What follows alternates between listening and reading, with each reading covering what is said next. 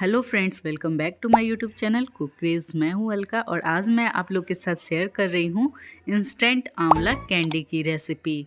अभी मार्केट में खूब सारे हरे भरे ताज़े ताज़े आंवले मिल रहे हैं और जैसा कि आप सभी जानते हैं आंवला तो गुणों का भंडार है, तो क्यों ना इसका हम लोग अलग अलग तरीके से चीज़ें बनाकर यूज़ करें और पूरे साल के लिए स्टोर करके भी रख लें। आंवला खाने के तो हज़ारों फ़ायदे होते हैं, चाहे वो स्किन के लिए हो, आँखों के लिए हो या बाल के लिए हो। तो चलिए बनाते हैं इस इंस्टेंट आंवला कैंडी को। तो इसे बनाने के लिए मैंने यहाँ पे लिए हैं 1 केजी आंवला, एकदम फ्रेश फ्रेश ताज़े ताज़े। और ये थोड़े टाइट वाले बड़े साइज़ के आंवले हैं और इसमें कसापन भी थोड़ा कम होता है, तो इसीलिए ये परफेक्ट है इस रेसिपी को बनाने के लिए। और यहाँ मैंने लिए हैं सेम क्वांटिटी में चीनी को मैंने पीस लिया है और इसमें मैं यूज़ कर रही हूँ काला नमक और चाट मसाला और थोड़े से अदरक के टुकड़े। तो इन सब चीज़ों का यूज़ करके मैं इस आंवला कैंडी को बनाऊँगी। तो आंवला जैसा कि आप सभी जानते हैं गुणों का भंडार है।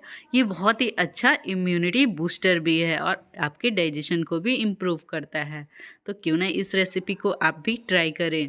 तो इससे बनाने के लिए मैंने यहाँ पे लिया है एक स्टीमर और ये मोमो वाला स्टीमर है। आप चाहें तो किसी भी बड़े जालीदार बर्तन में इसे स्टीम कर सकते हैं। और मैं यहाँ पे एक एक आंवले के पीसेस को इस स्टीमर में डाल देती हूँ। आप इसे चाहें तो बॉईल करके भी बना सकते हैं, बट बॉईल करने से इसका पूरा न्यूट्रिशन और आंवले में जो भी पोषक तत्व होंगे वो तो सारे पानी में ही निकल जाएंगे। तो इसीलिए मैं यहाँ पे स्टीम करके इसे बना रही हूँ। तो इसे मैं 10 से 12 मिनट के लिए कवर करके स्टीम होने के लिए छोड़ देती हूँ। देन यहाँ पे मैं 10 से 12 मिनट के बाद चेक कर लेती हूँ। आंवले का कलर भी चेंज हो चुका है और इसकी सारी कलियाँ थोड़ी थोड़ी फट जाती हैं, यानी कि ये एकदम परफेक्ट स्टीम हो चुका है और आंवला अच्छे से पक चुका है। ये थोड़ा सा भी कच्चा रहेगा तो इसमें थोड़ा सा कसापन आ जाएगा, इसलिए इसे कम से कम 10 से 12 मिनट के लिए स्टीम करेंगे, जिससे कि सारे आंवले अच्छे से पक जाएं और इसका कलर लाइट येलो हो जाता है और सारी कलियां भी थोड़ी थोड़ी खुल जाती हैं।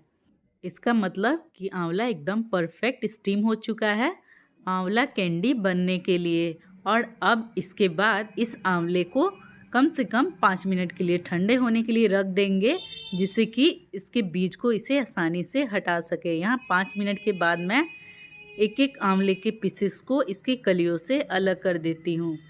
आंवला को स्टीम लगा लेने से इसकी कलियों को निकालने में आसानी हो जाती है, इसे हम इजीली निकाल पाते हैं। वरना कच्चे आंवले को कट करने में बहुत टाइम लग जाता है और बहुत मेहनत लगता है। इसीलिए इसे आप स्टीम करके या बॉईल करके बनाएंगे तो एकदम इजीली सभी कलियां बीज से अलग हो जाएंगी। तो सेम इसी प्रोसेस से मैं एक एक आंवले की कलियों को सभी बीज से अलग करके रख लूँगी। तो अब यहाँ पे आप लोग देख सकते हैं कि सारी आंवले के कलियों को मैंने बीज से अलग कर लिया है और ये जो बीज है इसे आप चाहें तो पानी में बॉईल करके उसका यूज़ कर सकते हैं पीने में या फिर बालों को धोने में। तो अब इस स्टेप पे मैं ले रही हूँ एक ग्राइंडर जार और इसमें मैंने ये चीनी का पाउडर बना के तैयार किया है और इसी जार में मैं आंवले को भी पीसूँगी और इसका एकदम फाइन पेस्ट बनाना है।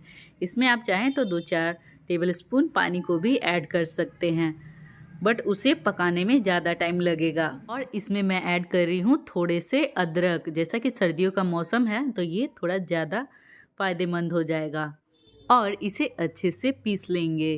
तो अब इसके बाद मैं यहाँ पे ले रही हूँ एक कढ़ाई और कढ़ाई को मैंने गैस के फ्लेम पे चढ़ा दिया है। आप चाहें तो कढ़ाई की जगह पे कोई पैन का भी यूज़ कर सकते हैं और इसी में मैं ये डाल दूँगी पिसे हुए आंवले के पेस्ट को। इसको मैंने एकदम फाइन पेस्ट बनाया है, ये ज़्यादा दरदरा नहीं होना चाहिए, एकदम फाइन पिसा हुआ होना चाहिए। और इसी जार में मैं बाकी के सभी आंवले का भी पेस्ट बना लेती हूँ और यहाँ पे गैस की फ्लेम को एकदम मीडियम टू लो ही रखेंगे, वरना हाई होगा तो ये जल सकता है। इसीलिए इस कैंडी को बनाने के लिए मीडियम टू लो का ही यूज़ करना है फ्लेम को। और इसी में मैं ऐड कर देती हूँ बाकी सभी पिसे हुए आंवले को। और अब इस स्टेप पे मैं इसमें ऐड कर रही हूँ ये पीसे हुए चीनी के पाउडर।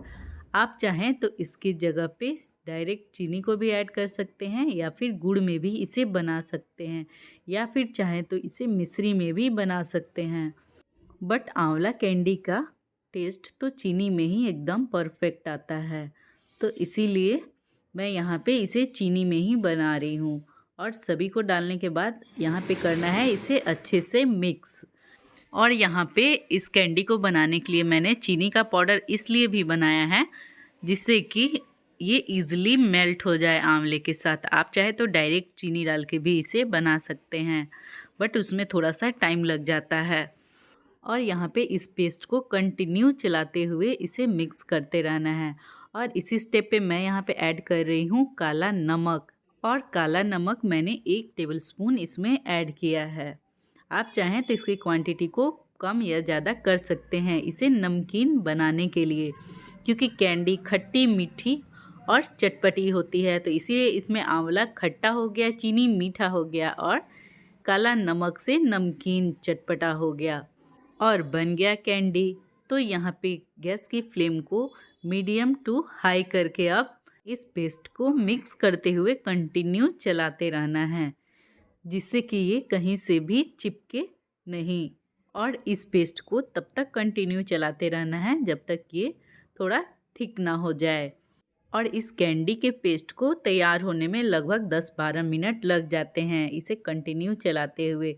और ये देखकर ही पता चल जाएगा कि ये कैंडी बनने के लिए इसका पेस्ट अब अच्छे से थिक होकर तैयार हो चुका है। यहाँ पे इसका कलर भी चेंज हो चुका है और ये अच्छे से पक भी चुका है। तो इस स्टेज पे मैं गैस की फ्लेम को ऑफ कर देती हूँ और इसे 1 मिनट ठंडे होने के बाद मैं इसे एक बर्तन में डालूँगी। तो यहाँ पे मैंने इस टाइप के प्लेट्स का यूज़ किया है जिसके किनारे से थोड़े थोड़े उठे हुए हैं। और आप चाहें तो आपके पास कोई बर्फ़ी जमाने वाला ट्रे स्टैंड हो उसका यूज़ कर सकते हो, वरना घर के किसी भी प्लेट्स में इसे जमा सकते हैं। तो इस प्लेट्स में मैं चारों तरफ घी फैला देती हूँ। आप चाहें तो इसमें कोई ऑयल से फैला दीजिए या फिर घी से चारों तरफ फैला देंगे, जिससे कि ये ईज़िली निकल जाएगा बाद में। और इस प्लेट्स में जितनी ज़रूरत हो उस हिसाब से मैं कैंडी के पेस्ट को डाल दूँगी और चारों तरफ प्लेट्स में अच्छे से फैला दूँगी। और सेम इसी तरह मैं दूसरे प्लेट में भी थोड़े से बचे हुए पेस्ट को डाल के इसको स्क्वायर शेप में बना लेती हूँ, जिससे कि ये देखने में भी अच्छा लगता है और स्क्वायर शेप में रहेगा तो ये अच्छे से परफेक्ट शेप में कट भी हो जाएगा। तो अब यहाँ पे सभी पेस्ट को प्लेट में ट्रांसफ़र करने के बाद इसे हम लोग कम से कम 1 से 2 घंटे के लिए छोड़ देंगे, जिससे कि ये अच्छे से जम जाएगा। बट मुझे यहाँ थोड़ी जल्दी थी इसलिए मैं आधे घंटे के अंदर ही निकाल कर इसे कट कर रही हूँ। और इसे आप फ्रीज़र में डालेंगे 1 से 2 घंटे के लिए, तब तो ये एकदम परफेक्ट शेप में बन जाएगा और इसे आप इजीली अपने मन चाहे शेप्स में कट कर सकेंगे। तो आप जैसे चाहें वैसे अपने मनपसंद शेप में इसे कट कर लीजिए। और इस कैंडी को बनाने के लिए इस चीज़ का भी हमेशा ध्यान रखना है कि जितना आंवला ले सेम उसी क्वांटिटी में चीनी या मीठा का यूज़ करें, क्योंकि आंवला बहुत ही खट्टा होता है। तो देखिए यहाँ पे एक पीसेस निकाल के मैं आपको दिखा देती हूँ। तो ये कैंडी एकदम तैयार हो चुका है। ये खट्टी मीठी चटपटी कैंडी एकदम तैयार है। और मैंने चीनी और चाट मसाला का पाउडर बना के तैयार किया था, उसी में इन कुछ कैंडी को डाल के निकाल लिया है। तो आप भी इसे बनाइए और इन्जॉय कीजिए। तो फ्रेंड्स, आप लोग को मेरी ये रेसिपी कैसी लगी कमेंट करके ज़रूर बताइएगा। और आप लोग को ये वीडियो अच्छी लगी हो तो खूब सारा शेयर कीजिए, लाइक कीजिए और सब्सक्राइब कीजिए। तो फ्रेंड्स, आप लोग भी अभी मार्केट में बहुत सारे ताज़े ताज़े हरे भरे आंवले आ रहे हैं, तो इस रेसिपी को ज़रूर बनाइए। तो मिलते हैं आपसे नेक्स्ट वीडियो में एक नई रेसिपी के साथ। Thank you for watching cook craze.